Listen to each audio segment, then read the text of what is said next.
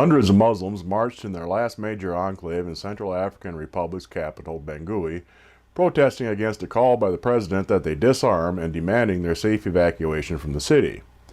The Central African Republic has been gripped by ethnic and religious violence since northern Salika rebels, who are mostly Muslim, seized power in 2013. Salika left power in January under international pressure, and since then Christian militias have preyed on Muslims.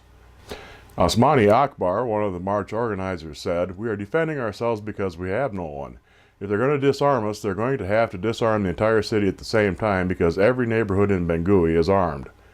In an attack on a Christian church, the worst on the Christian population since Salika left power, at least 17 people were killed in the attack and another 27 were abducted. In response, angry Christians paralyzed the city, setting up barricades, burning tires, and attacking a mosque. In a televised address, interim President Catherine Samba Panza promised that those responsible for the church attack would be punished and that Bangui, including the Muslim-dominated PK5 neighborhood, would be disarmed.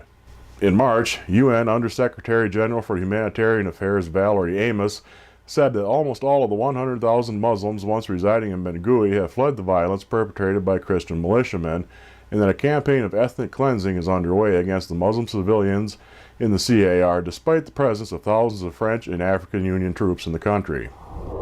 In North Korea, a South Korean Baptist missionary, Kim Jung-wook, has been sentenced to life at hard labor for allegedly spying and trying to set up underground churches.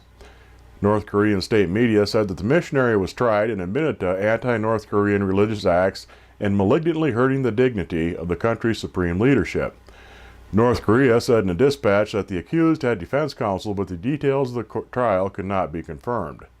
According to the dispatch, the prosecution produced evidence such as religious books, memory cards, sex CDs, and spying devices carried by the accused for criminal purposes. The unidentified North Korean defense attorney said that the accused sincerely repented of his crimes and apologized for them, and requested that the court commute the death sentence demanded by prosecutors. Kim was arrested last October after entering the country from China. He later appeared on North Korean TV in February and said he had received assistance from South Korea's intelligence agency. South Korea denied any spy links to him. Outside analysts say North Korea has previously used foreign detainees as bargaining chips in efforts to receive outside aid and political concessions. The sentencing comes amid rising tensions on the Korean peninsula. Pyongyang has staged a series of missile and artillery tests, and its media have put out racist and sexist rhetoric aimed at the leaders of the U.S. and South Korea.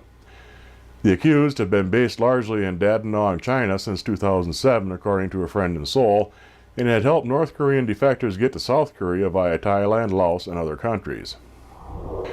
After hearing a sermon on the binding of Isaac given by her pastor, Jupiter, Florida resident Kimberly Dawn Lucas drugged and killed her 2-year-old stepdaughter, Eliana Lucas Jameson, and attempted to kill the girl's 10-year-old brother, Ethan Jameson.